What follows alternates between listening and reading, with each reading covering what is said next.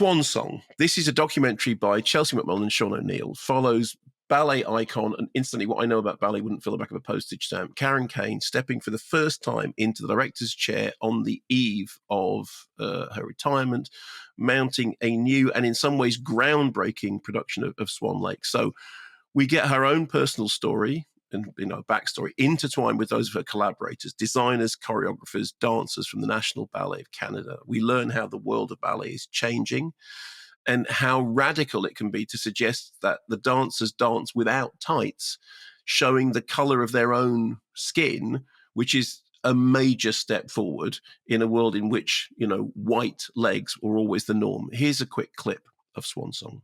Karen Kane is one of the biggest international ballet stars ever. I am directing for the first time. Left side, left arm. I have to feel so brave to do this. Swan Lake has definitely been always somehow my ballet. I do expect to dance as a Swan Queen. Everyone wants to honor the tradition, but racism isn't a good tradition. Ballet, it's like my angel, but it's also like my demon. See, I think that line about it's my angel, but also my demon, it's, there's somebody who loves and lives for ballet, but it's also the thing that makes them think that they're not good enough. So the whole film was shot over a lengthy period. The production originally started pre-COVID, then shut down, and then started again. So they by that point they had all the access they needed. There's a director's statement that says, we were determined to shoot the project with a rigorous commitment to cinema verite. We wanted the viewers to feel utter immersion and intimacy. We wanted the action to unfold before their eyes.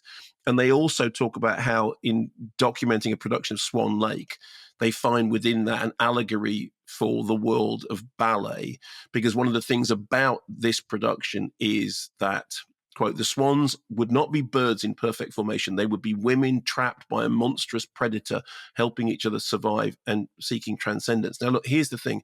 I love dance, but I don't really understand it. And ballet is a particular mystery to me because there's that incredible tension between the sight of people apparently weightlessly flying around on stage and the tension between that and what's actually happening with their bodies, the sheer bone-breaking, muscle-wrenching, weightlifting exertion of it. I don't understand how anyone can become a ballerina. To me, that is like a superpower that I do not understand. And I found this very engrossing, not least because, as I said, I look at ballet and it's like a magic trick, because just the contrast between the beauty, the grace, you know what I mean by the weightlessness, and the fact that these are people whose toes and ankles and every part of them is like they're in a boxing match.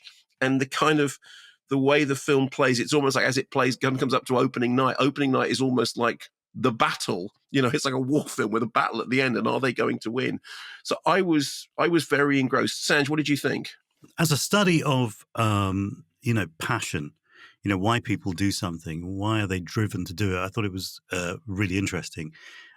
People come from it from different angles, and I've done musicals on stage in the West End, and the people in the chorus were fantastic. I mean, they were all brilliant. They were brilliant singers. They were brilliant dancers. But I can't imagine any of them went into it thinking, well, what I'd really like to be is kind of like Fifth Swan.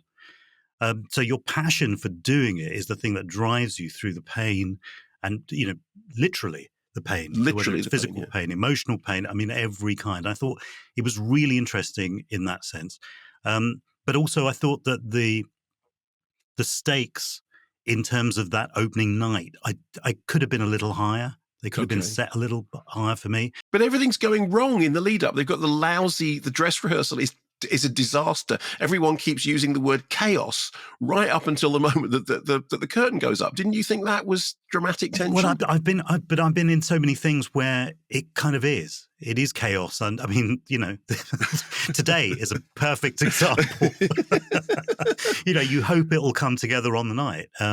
But as a study of those kind of passions and the journeys to it and what the girls that were featured had gone through to get to that point, I thought it was fascinating. But also it's Dogworth, who's litany of documentaries are brilliant. I think I'll always check their stuff out anyway. What did you think of the discussion of the thing about the tights and the skin color and the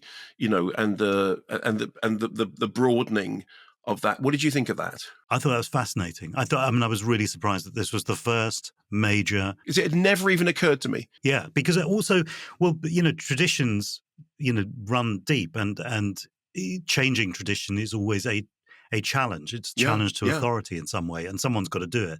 So I didn't realize that had been the case until I saw that moment in the film. Yeah, same as me. And that was one of the things I found most interesting about it, was it hadn't even occurred to me. And then you go, oh, of course, that's incredibly important. Why had that not? Do you go to watch ballet? I've seen a few. I mean, I get taken to them because I don't really understand it. No, I mean it's true. I just sit there. But do you enjoy it then? You got taken to it. I'm almost horrified because if you see ballet live, it's mesmerizing. But it almost makes me want to cry because the physical rigor of it. It's like a boxing match. It is like the most stress you can put your body under, and I just don't understand how they do it. And they do it, I just always, like opera, I just always avoided it because I just thought it's just not for me. I don't really get it. The frilly tights and the comedy bulges. I just don't get it. And then I went to see some Matthew Bourne's stuff. Oh yeah. And that absolutely kind of transfixed me, and I was a convert. I mean, I'll go and see any of his stuff. It's just amazing. Absolutely.